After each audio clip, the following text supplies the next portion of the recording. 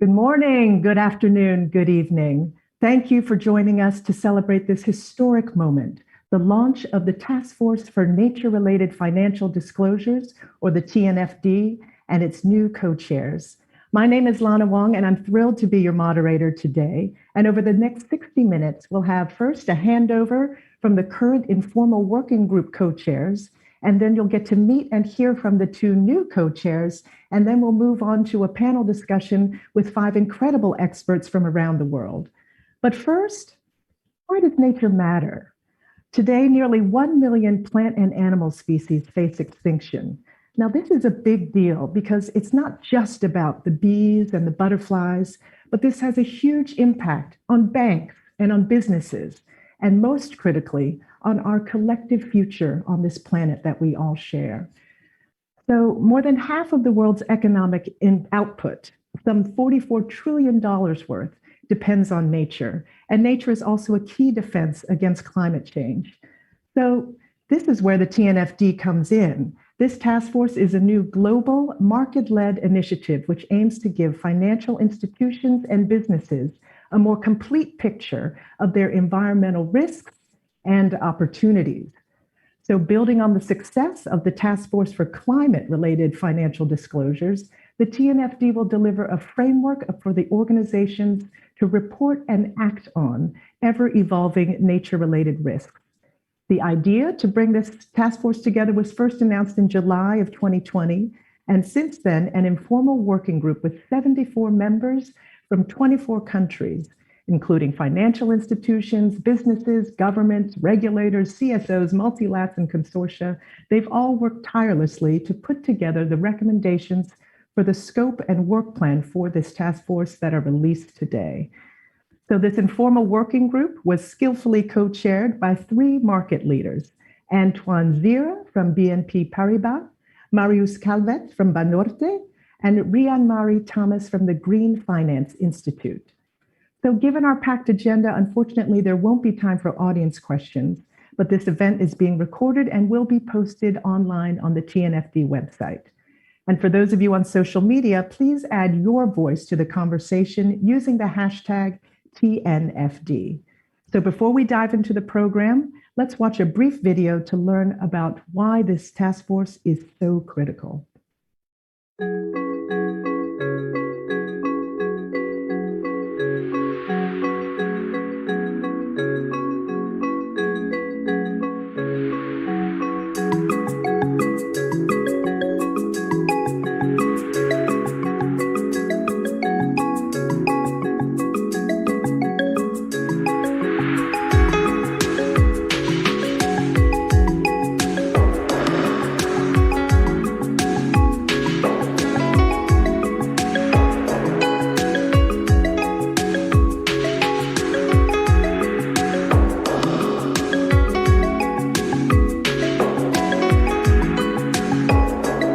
Data and information gaps are currently preventing financial institutions from assessing that complete picture of both nature-related risks and the risk to nature from their financial investments and activities. The TNFD framework can help drive accountability and can help businesses in developing nature-related action plans to mitigate both risk and harm and develop nature-positive business models.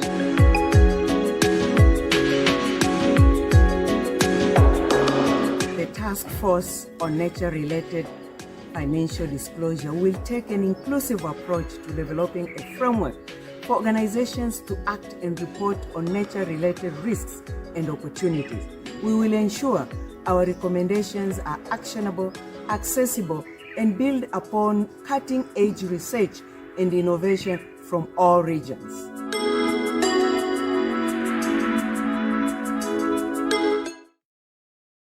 And now it's my great pleasure to introduce one of the co-chairs of the TNFD's Informal Working Group, Mariuz Calvet. Mariuz is the Sustainability and Responsible Investment Director at Grupo Financiero Banorte in Mexico.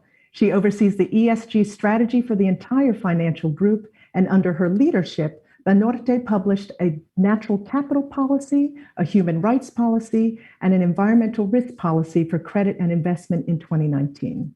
Mariuz, the Zoom room is yours.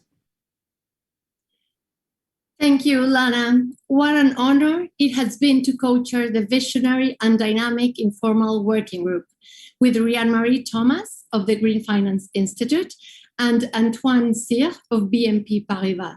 We are grateful to each of the 74 organizations for their time and talent this past 9 months.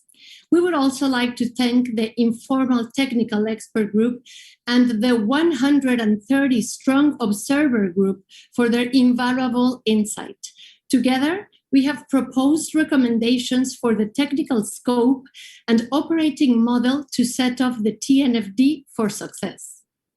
Today, I would also like to say a big thank you for the multi-million-dollar anchor investments from the UK government through the Department for Environmental, Food and Rural Affairs, DEFRA, the Global Environment Facility, Italy, and the Swedish International Cooperation Agency via the United Nations Development Programme, and the Children's Investment Fund Foundation to kick off our launch phase. We welcome further in-kind and financial support to power the ambitious and necessary agenda of the TNFD.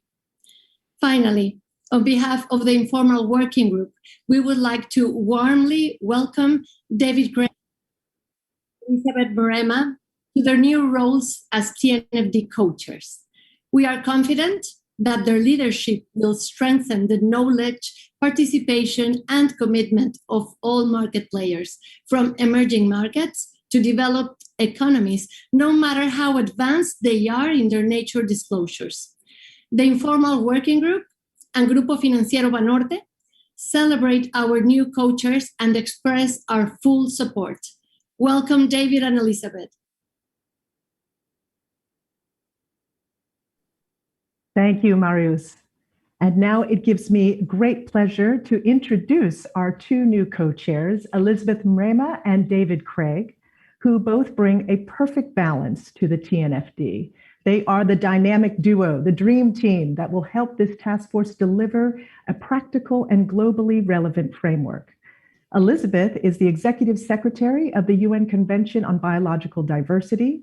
She is a biodiversity leader and lawyer from Tanzania with an impressive track record of negotiating next generation policies and enabling instruments for the planet, people, and prosperity.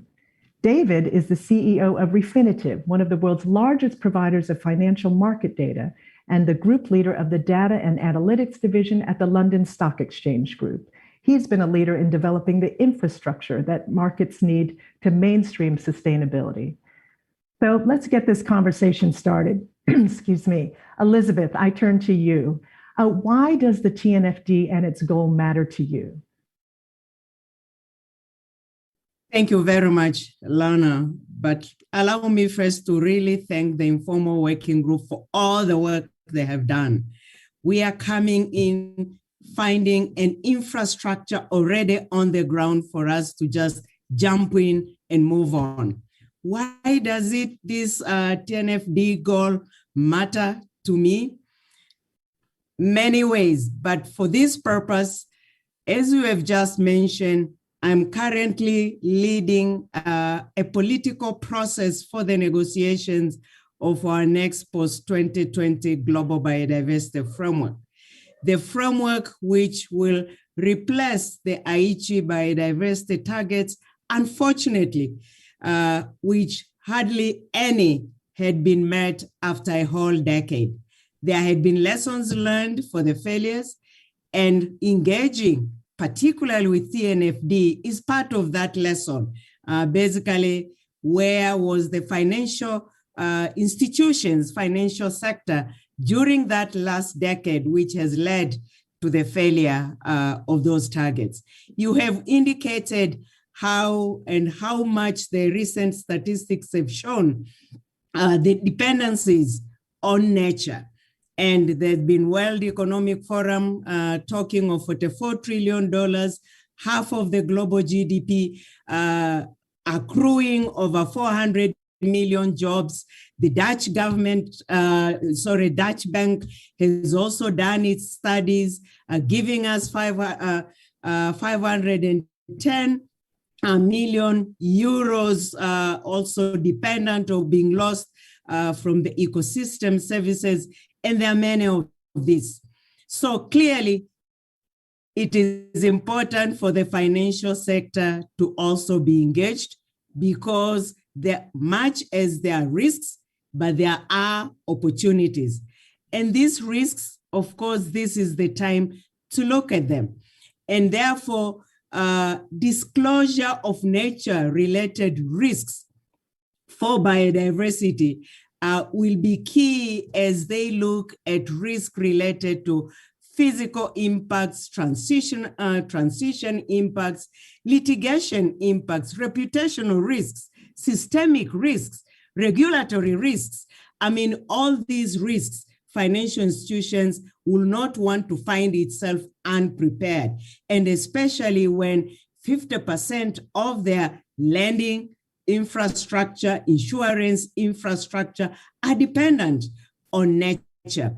So really looking at working with them in terms of developing the powerful tool which will turn around these risks into major opportunities for their operations, and therefore looking at a common disclosure framework that will support alignment of financial flows to nature positive outcomes, and looking, of course, to post-2020 global biodiversity framework to be adopted later this year, for which we are looking forward to also working with them when it comes to implementation, because again, nature will be key and instrument into that. So not just getting their collective commitment to nature positive finance, but also look at that as they are already convened around the net zero for the climate. So climate work, climate disclosure work has been done. Want to build upon that, bring in nature, importance of nature, risks determine, but build on the opportunities and develop necessary tools for that purpose. Thank you. Great. Thank you, Elizabeth. I'll turn it straight over to you, David. So why does the TNFD and its goal matter to you from where you sit? Well, thank you very much, Lana. And firstly, good morning, good afternoon, good evening, and thank you everyone for joining this call from literally around the four corners of the world. And firstly, like Elizabeth, I just say how delighted and humbled I am to be selected for this position with Elizabeth as co-chair. I'm excited because we have a very daunting task ahead of us, and frankly, future generations are really counting on us to deliver this. And the goal of TNFD matters, but it really matters right now. And whilst I'd say that we are becoming much, much more aware of the extent and the damage that global economic activity is having on reducing biodiversity, impacting wildlife, our land fertility, our ocean health, I would say, being in the financial system myself, it's not fully aware of these risks. It's not fully aware of the issues and the risks that this poses to business. And according to the WEF, at least, over half of all global activity around the world is dependent on nature. And therefore, the financial investments and the financial system that is funding that activity is also dependent on nature. So for me, this is both an incredible crisis, but it's also an incredible opportunity to drive change. And I think what excites me, if we can create a simple framework that factors in nature risks to the financial system and helps redirect financial flows away from what we would call nature negative towards nature positive, and do that in the same way that we are moving to a price for carbon, we need a price for nature. And if we can put the financial system to work, it will help address these tremendous challenges. And just to give you an idea of the scale of this, the global biodiversity funding gap today is about the global equivalent of the GDP of Switzerland. Or think about what we spend annually on soft drinks. So can we create that scale? Can we redirect that magnitude of flow of global financial amounts? Well, TCFD and the work on climate and carbon, I think, has proven to us that there's a model that can work. And I'm really excited building upon that work, but really putting a cost and a price for nature into our financial and economic system.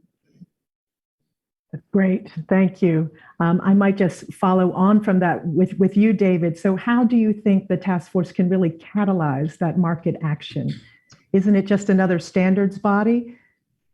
No, it's not. And I think it's that common framework that helps us understand the impact on biodiversity loss through the financial system that we need to build. So it's much, much clearly understood. What are those transmission channels between ecological, economic, and the financial system? What are they? How do they work? And how do they impact biodiversity? This has to be a market-driven initiative. It's an open platform. We will work across expert groups on biodiversity and nature with governments who are funding a lot of the work. We will work with the financial investors and importantly the corporates to create a really simple framework for first understanding those transmission links and then helping to manage how those risks to nature are understood and managed through the better use of a common set of data to do that. So I do think that this is not about standards, it's about expertise, it's about capability building, and it's about getting everyone together for a common framework. And I think following the successful announcement of this activity, the support by the G7, I'm really looking forward to the work that's coming from the G20 sustainable finance work. I'm looking forward to the work that we're going to do on a TNFD proof of concept. And I think we have a tremendous opportunity to influence the COP15 conference in China, and of course the COP conference in Glasgow as well. So for me, this is far bigger than standards bodies. Of course, we'll be influencing and working with the standards bodies, but it's that common framework where we can understand those transmission links between nature and between finance and between economic activity. Fantastic. And now, Elizabeth, I turn to you. What is your call to action for the incoming task force? The call to action can be enormous. To me, first is we have reached at a point whereby business as usual is no longer an option. And as we have begun by all the statistics showing the opportunities provided by nature, the impacts of not taking nature into consideration into our business operations. And the latest Daguspa's report, which has reminded us that, and particularly reminded the economists, financial institutions, business, and others, that nature is no longer a thing to plunder and use it as we wished. Nature also needs to be costed. And if it has to be costed, this is where then the risks, alignment, and opportunities therefore come in. So my call to action to the members of the task force will be really to play that important role to translate the purpose and principles of the task force that will be developed over the next coming months and basically turn them into a practical framework. We have learned a lot about the nature-related disclosures. We are hoping to build from the climate financial disclosures, achievements in climate related disclosure. However, a lot still needs to be done to translate the values and complexities of nature into financial terms that are ready to enable the financial institutions to use for their decision making and really have credible, meaningful for all stakeholders without losing that sight of the common and legitimate goal of reconciling economic development, biodiversity mainstreaming, and social justice. So really it's essential for the group to bring together the best finance, the best data, the best biodiversity talent from around the world, particularly this critical moment, so that together we work creatively, intensively, and quickly to meet our important mandate. I count on the task force and all of you to really get this work done, and I assure you of my full support as we indulge ourselves into this important role and responsibility entrusted to us. Thank you. Thank you. And I turn to you, David, for a quick 1-minute call to action for the task force. Well, I think Lana, Elizabeth really described it then. This is a coalition of the willing. It's a market-led initiative to bring brains and talent together to join the stakeholder group, to create something which is simple, which is workable, which is repeatable, so that we can do that. I think the Informal Working Group, and credit to Mariuz Calvet and Juan Seal and Rianne-Marie Thomas for doing such a great job of getting us going. So we have a great platform to work upon. This is as much about capability building as it is around data. And I think when it comes to my experience, I'm really looking forward to working with Elizabeth. I think we have very complementary skills in my experience of working for 30 years in the financial system and with corporate institutions.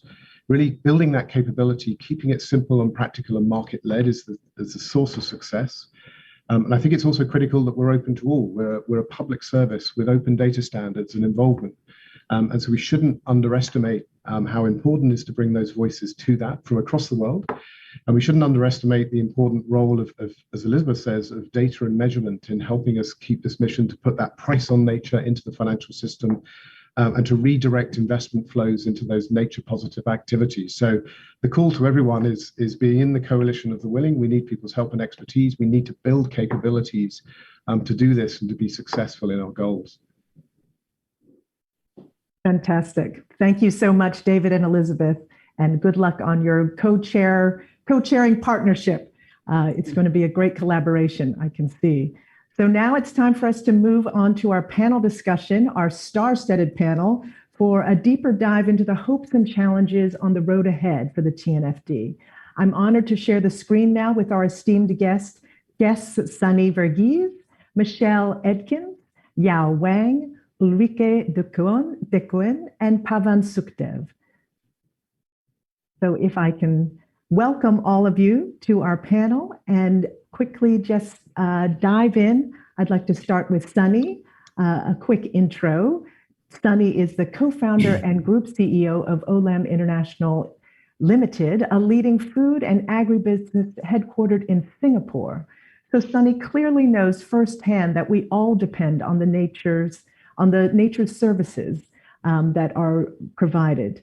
So Sunny is also the chairman of the World Business Council for Sustainable Development. We thank the WBCSD for their active role in shaping the recommendations of the Informal Working Group. So Sunny, you're the head of a global company that is clearly so dependent on the services nature provides. What are your hopes for the TNFD framework, and how do you think it will help us realize the WBCSD Vision 2050 of living well within planetary boundaries?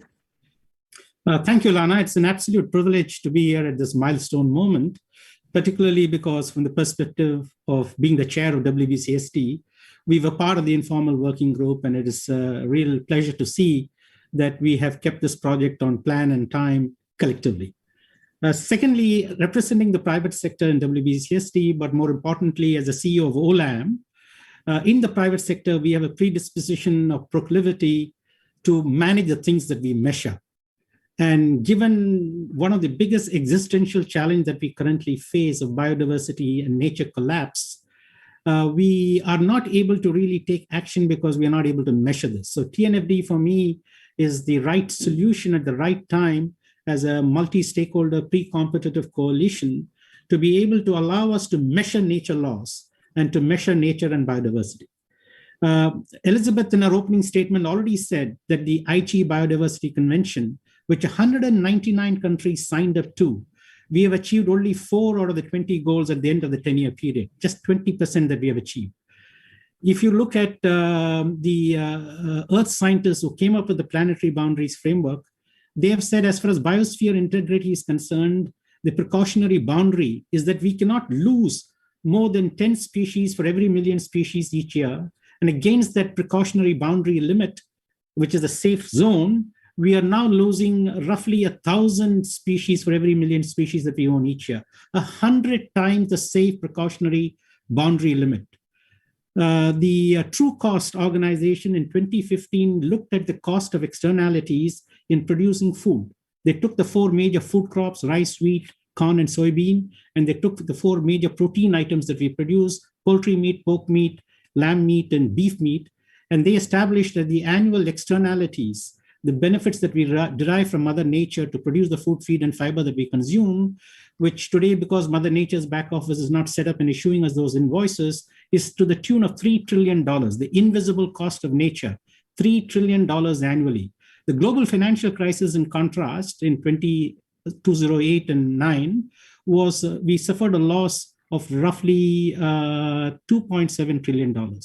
So under our very noses, we lose $3 trillion annually. So for companies, so the action gap that we have seen in not achieving these grand ambitions collectively that all of us together commit to is because of many reasons. But one of the reasons is that the private sector has to come to the party and act. Just to give you one very quick and last concluding point in terms of context, we are in almond orchards in Australia and California. In Australian orchards, we need 80,000 beehives, which is roughly 2.5 billion bees. We pay $13 to $17 million annually to buy these bees. And we are losing these bees at an alarming rate. Every 1 out of 3 bites of food that we eat is coming from pollination through bees. And we need to protect them. We can see the impact of these disappearing hordes. So how do you improve bee life? How do you improve their pollination, both short-term and long-term, is vital for our survival. So private sector needs to come to the party. I'm extremely enthusiastic that this is a major seminal catalytic moment for TNFD to be born. Thank you. Thank you so much, Sunny. Those numbers are staggering, and this is why it really is more than just simply about bees. It is so linked to the whole infrastructure of our world. So if I can move quickly to Michelle Edkins of BlackRock, as we all know, the world's largest asset manager with over 8.6 trillion in assets under management. Michelle is a managing director of BlackRock's investment stewardship team, which is responsible for engaging with public companies that BlackRock invests in globally on behalf of its clients. She's been with BlackRock for over a decade and has over 20 years of experience in governance and stewardship in the UK and the US. So Michelle, what are you expecting from TNFD? Corporate disclosures are often a black box that focus more on policy and less on implementation. So do you think TNFD can help unbox and gather the right information that you need from businesses to help redirect global financial flows to these nature positive outcomes? Hi, Lana, thanks for that. Yes, in terms of what BlackRock is expecting or hoping the TNFD will deliver is to points made by Dave and Elizabeth, really raising awareness of the dependency of global economies on nature, and then through that enabling capability building around some very complex issues that for a long time have been considered really almost tangential to the way that investors and companies think about value creation. Importantly in that process is in building our ability to enhance reporting by companies to investors in particular, because that is how we better understand how well companies are minimizing their negative impacts or their externalities on nature. And through that, better enabling both the companies and the investors to understand both the nature impacts and dependencies within business models, and of course for an investor within portfolios. As investors, what we're looking for from reporting is something that's consistent, comparable, and decision useful. And so there's a lot of work being done. We've mentioned the TCFD many times. There is a fair bit of work that's been done on science-based targets in relation to nature. And I think we've got a really strong platform to build on all of that work to date.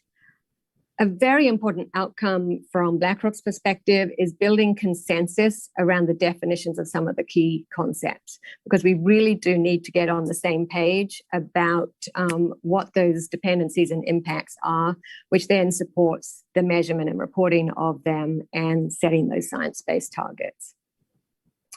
In terms of how we're going to use what the TNFD we hope will unpack, BlackRock is a long-term investor on behalf of our clients, so it's very important for us to understand the business dynamics within a company and the long-term impact on a company's ability to deliver sustainable financial returns.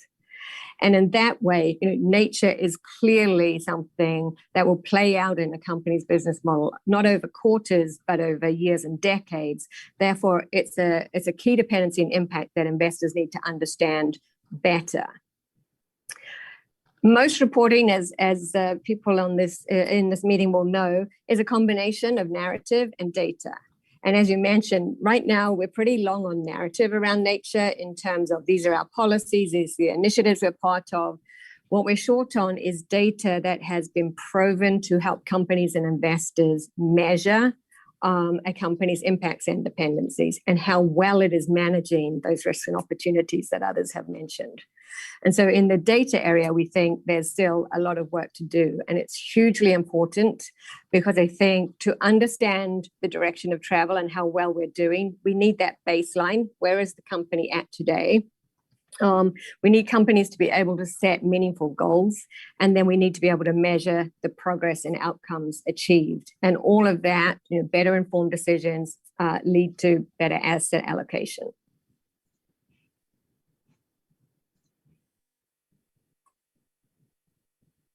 Oh, you're on mute, Lana. Sorry. Thank you, Michelle. No, that the point on data is a big one. I mean, are there any innovations in that data that you're seeing? Well, as David mentioned, there is a lot of data available. I think the work that really needs to be done is focusing attention on the data that is clearly specific or relevant to individual companies and their business models and their sectors so that investors can put that data in context and then use it in a meaningful way in their assessment of companies and their ability to allocate capital. Great. Thank you. So now I'd like to move over to our panelist, Professor Yao Wang. Professor Yao is the Dean of the International Institute of Green Finance, but she also wears many other hats, including that of Deputy Secretary General of the Green Finance Committee of the China Society for Finance and Banking, the Secretary General of the Green Securities Committee of the Securities Association of China, and as a fellow at the University of Cambridge Institute for Sustainability Leadership. So welcome, Yao. And I have a question for you about research. There has been growing research that shows that nature loss is a material risk to financial stability, ranging from the Dutch Central Bank's study, the Indebted to Nature study, and to an upcoming NGFS study on biodiversity loss. So how would you ensure that the TNFD will be fit for purpose for central banks? Thank you, Lana, and congratulations to the two new co-chairs. For your questions, Lana, I think TNFD's goal is to provide a framework for organizations to report and act on evolving the nature-related risks. We all know that green finance concepts have experienced a boom in financial institutions and regulators worldwide due to a strong leadership by prominent bankers and regulators, such as the Chinese Central Bank, the Bank of England, and also many other central banks. However, in a study we just published, we analyzed the evolution of global green finance standards and found that biodiversity so far plays a much smaller role as compared to climate and pollution control. Thus, while financial institutions are beginning to evaluate their exposure to climate risks and stranded asset risks, report on climate risks, or evaluate their investment opportunities in adaptation or mitigation measures, the situation for biodiversity finance is very different. And now many financial institutions and their regulators are just beginning to define biodiversity finance. Is biodiversity finance about protecting nature through conservation finance, about utilizing nature for economic gains, about understanding risk exposure due to biodiversity loss, or about legal risks due to potential changes, or more stringent application of biodiversity protection regulation? I think there are a lot of questions. And as the TNFD also suggests that the biodiversity finance need to consider double materiality to address both the risks of biodiversity loss on investors or companies and the risks of economic activity on biodiversity. But now seems rapidly evolving also in the biodiversity finance space, and we need to develop them even faster. As risks of biodiversity loss are becoming even more obvious, central banks need to further improve their understanding of the interdependencies and transmissions channels between nature and the financial sector. So this has led to the establishment of the NGFS and Inspiry Study Group on Biodiversity and Financial Stability in April this year, co-led by the UK and China. NGFS is a network of 91 central banks from around the world. So the role of the study group is to better understand the challenges of addressing the implementations of broader nature-related risks and the conservation of nature and biodiversity. And I think 2021, we all know, is a crucial year for the biodiversity and finance through the COP in China and the broader push for green finance. So central banks have an important role to play to carefully manage the risks of green transition of the financial sector.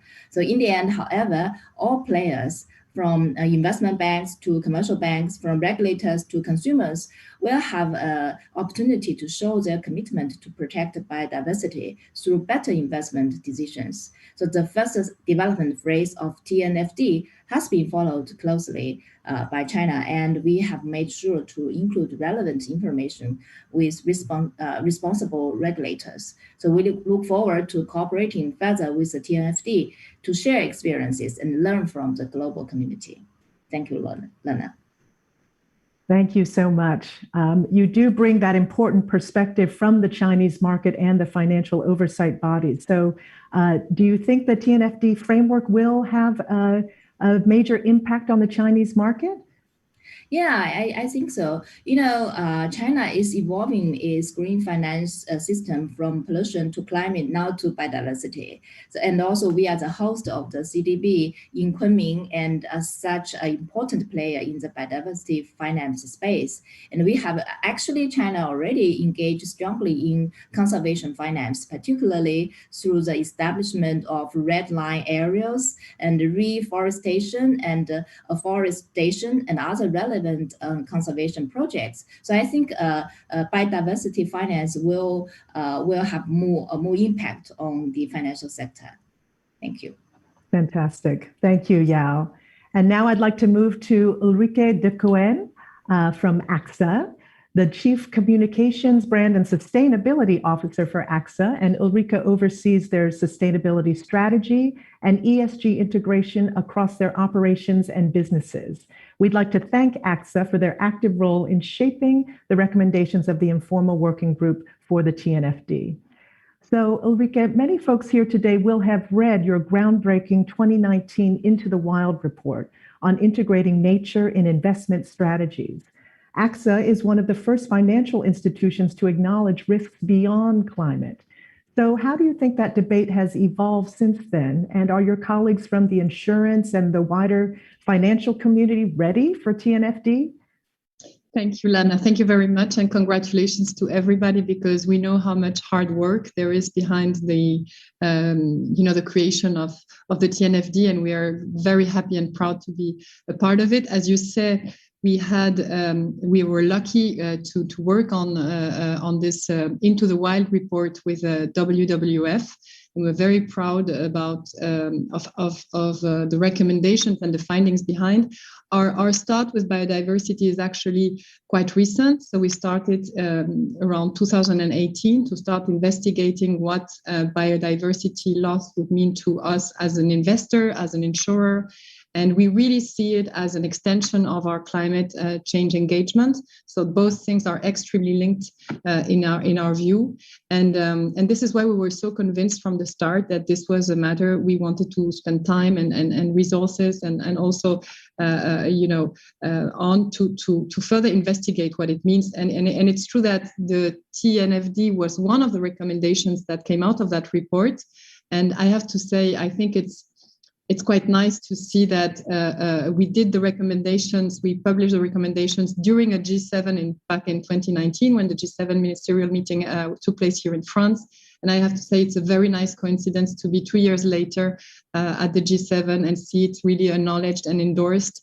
Really credit to all the work behind for everybody. The climate change agenda is extremely busy. We all know that as financial institutions, but there needs to be a space for the biodiversity challenge. I think that's really critical. And very often that is really the role of a few people in a company keeping that commitment up. And it's the case also for AXA. So we've been working with the Informal Working Group since the beginning, more dedicated. We lead the governance stream and have been working on the terms of reference. And what I would say in terms of expectations, Lana, having been an early stage member of the TCFD, which it sounds like it was many years ago, but it actually was not such a long time ago, and having seen how this has helped accelerate the journey on all the issues that my co-panelists have been mentioning, which I completely concur with, the need of data, of metrics, and of creating this framework which will really help us factor in those nature risks, but also opportunities into our financial systems. It gives me a lot of hope that the creation of the TNFD can mean a similar journey and hopefully even a quicker one when it comes to helping curb biodiversity loss, which we know, and many striking examples have been shared today, is such a threat for economic and societal systems. Great. Thank you. We thank you for your leadership in that space. Are you seeing within the insurance community any opposition at all, or what do you see as some challenges ahead? Yeah, I think to be fair, the main challenge I see is the density of this of the climate-related agenda, which I think is a good thing. But if you put yourself in the shoes of an organization, that's a lot of work, a lot of expertise, a very steep learning curve. So and sometimes it gets really crowded. So keeping the attention and the momentum on the biodiversity front is really important. As insurers, we always have to work on our two legs. As investors first, on our side, we have an approach to biodiversity when it comes to investments, which is exactly the same than climate change. We want to push incentivize investments into biodiversity, and we launched an impact investment fund with $350 million 2 years ago, but also sometimes divesting and exiting really sectors which we feel are so detrimental that there's no, we see them as completely stranded assets. And actually everybody remembers AXA for the coal divestment, but the very first divestment we did was in 2013 on palm oil production. On the other hand, as insurers, and this is where your question is extremely relevant, this is another leg we have to walk on when it comes to climate change mitigation and biodiversity engagement. It is more difficult. You cannot compare your ability to engage with companies as an investor in the same way as you engage with your clients whom you are insuring.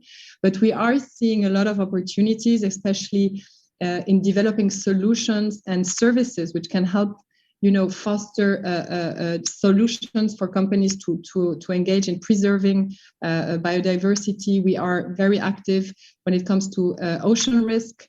We have our subsidiary AXA XL, which is a specialty risk entity who is working on solutions, nature-based solutions to preserve coastal areas. So there's a very interesting field that is opening up for insurers. But if you ask me if we are already in a stage of mainstreaming, I think clearly not.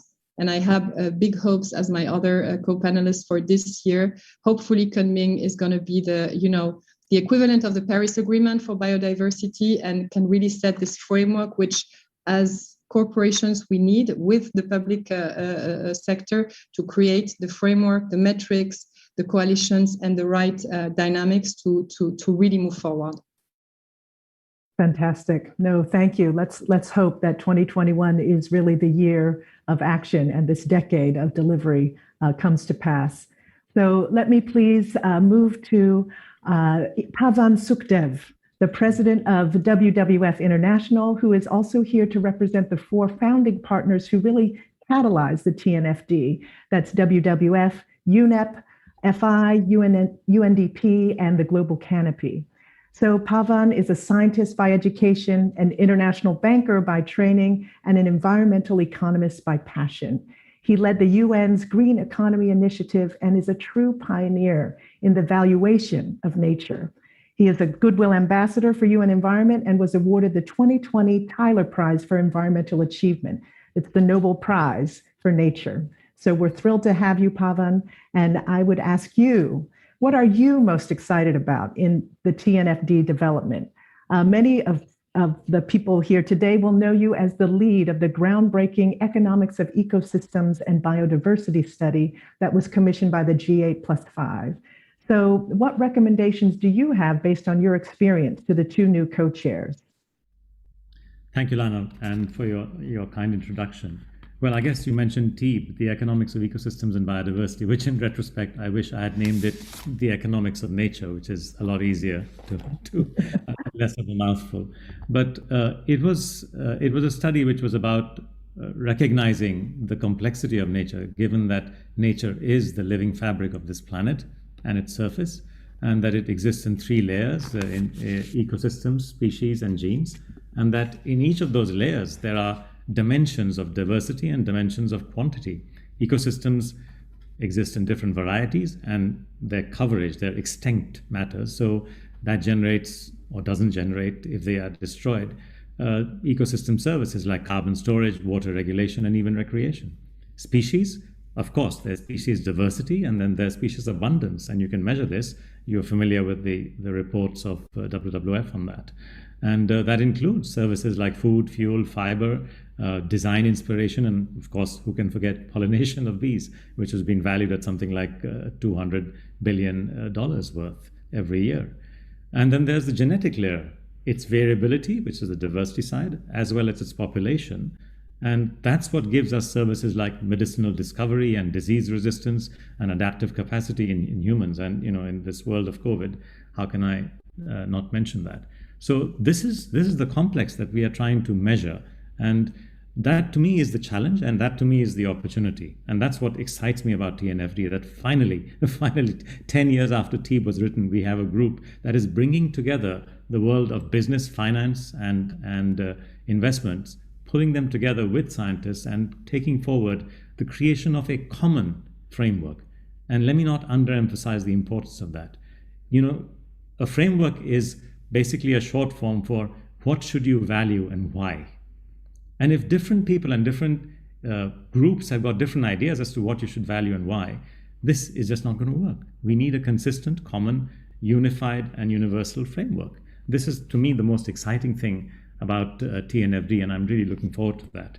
And I'll say that at this point that, let me not underestimate the complexity of the challenge that I'm describing to you. Because when we talk about risks and opportunities, of course, it's really important. But risk itself, as an ex-banker, I can tell you, there's a different context of risk when we talk about risk in the context of business and finance. Risk is what can happen to your profit and loss. It can be operational risk, credit risk, market risk, and many other kinds of risk. But fundamentally, it's about what can happen to shareholder value. So that's the shareholder capitalism version of risk. But then there's another risk, which is the stakeholder capitalism version of risk, which is what can happen not just to the profits of shareholders, but also to the human capital of employees, the social capital of the society you operate, the natural capital of the world around you. What can happen to all of the other capitals? That too is risk. And that is your impacts on society. As a corporation, as Sunny very kindly reminded us, the externalities of corporations are huge. The top 3,000 corporations account for something like $4 trillion worth of externalities. The total externalities of the private sector, almost 11-12% of global GDP. So we're talking about huge costs here being inflicted on society as a result of the normal operations, legal operations of the private sector. How do we account for them? How do we measure them? How do we value them? These are some of the challenges. And as we grapple with those challenges, we'll realize that actually that's the opportunity, because giving the right signals in economic terms can and does change behavior of the agent of the economy. The corporation is the economy's main agent. It's 2/3 of the economy and jobs. GVA, USA, 74% actually. So we cannot ignore this reality that we need to measure externalities, because like investors already know, today's externalities are tomorrow's risks and day after tomorrow's losses. And God help you if you're a private equity investor and you happen to have discovered the externality in year 9 of a 10-year horizon, right? So you need to know this in advance, and that's really important. And the other thing I'll say about externalities is that, you know, they do get internalized. So don't just think that it's a free lunch and it's going to last forever. Externalities do get internalized by design, by decree, or by disaster. And you don't really want the third kind of internalization to happen, neither as an investor nor as a C-suite executive. So there's a lot in front of us, and these are some of the challenges, and I think some of the opportunities that TNFD will hopefully address under the leadership of David and Elizabeth. And I very much look forward to supporting them, and I welcome them to their new roles. Wonderful. Thank you so much, Pavan. So we have time just for a quick lightning round from each of our panelists. I'd love for each of you to just give a 1-minute nugget of what you'd like people today to take away from the importance of TNFD. So I'd like to turn to Sunny.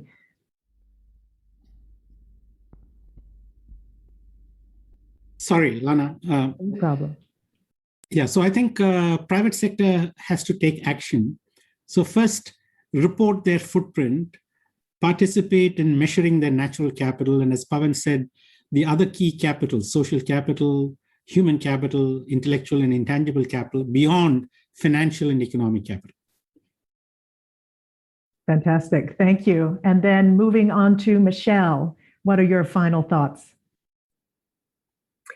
I think the key thing is for all of the participants interested in advancing this work to be available to provide feedback as the work progresses, so that the task force has the inputs it needs to really be taking an informed approach to its work, and so that the outcomes are really usable by all of those who are seeking progress here. Wonderful. Thank you. And Yao, what about your thoughts? Financial sector capacity to integrate biodiversity risks and reporting is limited and lacks global role models and concepts. So TNFD can play a great role to provide framework for biodiversity risks evaluation and reporting. Thank you. Wonderful. Thank you. And then Ulrike.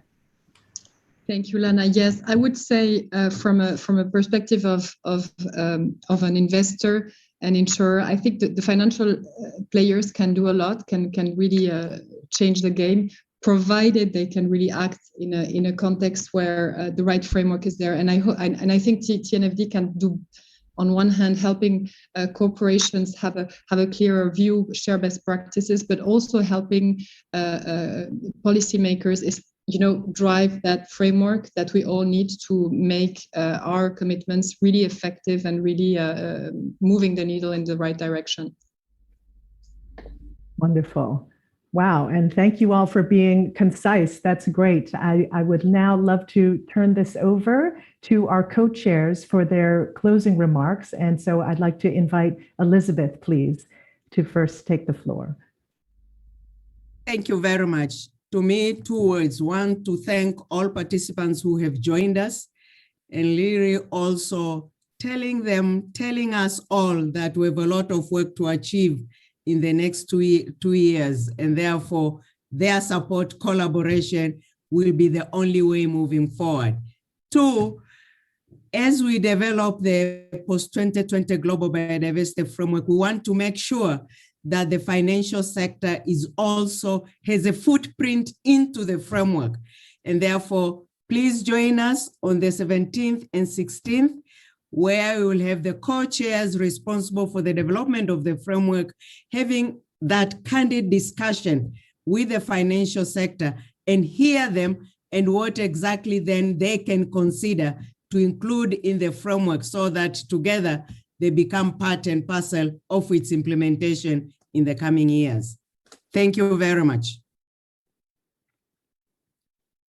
Fantastic. And now, David, some words from you. Well, thank you, Lana. And firstly, thank you to all of our panelists and everyone who's joined today. And as you can see, a very global panel with experts representing all of the stakeholder groups that are required to make TNFD a success, from AXA to BlackRock, financial services to corporations, academia and green finance to the NGOs. And I would reflect to say that I think there's no question that business, economies, and finance have both a huge dependency on nature. We're becoming aware of that dependency, but they are also creating damage to biodiversity and nature. And so whilst we're closing that gap on awareness, I think the gap on valuation, on data, and on reporting is huge. The private sector, as you just said, has to take action, and we have to do this in a common way. So I think this TNF journey will build that common framework to make that link, to raise awareness, and as Pavan just said, to ensure that we measure the same things, but also to build capability and knowledge that's going to be critical if we can get the data and the disclosures right, and do that in a very practical, a very measurable, and a very repeatable way that businesses can do again and again and again. And that will enable us, I think, to put a true price on nature and to ensure that that significant financial investment that's required to be redirected actually can be put to work. So finally, a big thank you to everyone for joining today, and thank you for participating in this fantastic launch session. Thank you to our co-chairs, David and Elizabeth. And now I would like to invite Pavan to give some final thoughts, as he is also representing the partner group that really helped to make TNFD a reality today. Pavan. Thanks, Lana. And I'm sure all of our partners, and I'm delighted to have been myself involved or either worked for or involved closely with all of them, would understand how important this occasion is. I think we would all agree, the partners, that you cannot manage what you do not measure. Everyone understands also the problems, I would say, that we are facing as a result of the loss of nature, whether it's ecosystem, species, or genetic diversity or quantity. And there are many. They are at the foundation of our economies and our societies. And unless we can increase our recognition and demonstrating the value that nature at all its tiers and layers delivers, and have what we are describing as a common evaluation and valuation framework for that, it's not going to work. But that is the opportunity. If we can rely upon and engage impact valuation, measuring and valuing the impacts, and please let me, a word of caution on these many hundreds of different ESG rating methodologies that purport to provide short solutions, it may not work. So I think hard work is coming our way, but then we have a couple of years to do this. And I'm sure all of you are committed, and all of you are excited as I am, at the opportunity that presents itself. I think doing this as a community of professionals, both from the worlds of finance and of ecology and ecosystems, including many of my colleagues at WWF, we believe this is the right way forward. So let's succeed. Thank you. Wonderful. Thank you all so much. And thank you to the co-chairs and to our panelists for this incredibly rich hour and the celebration of this task force that we really do hope will make a huge difference for this planet that COVID has certainly shown to be so interconnected and so fragile. So this is really a historic moment, and we thank you for joining us for the launch. Check out the website to learn more and to stay in touch. And again, we thank all of you for joining and spending this hour with us. Stay safe. And my name is Lana Wong, signing off from Washington, D.C. Cheers.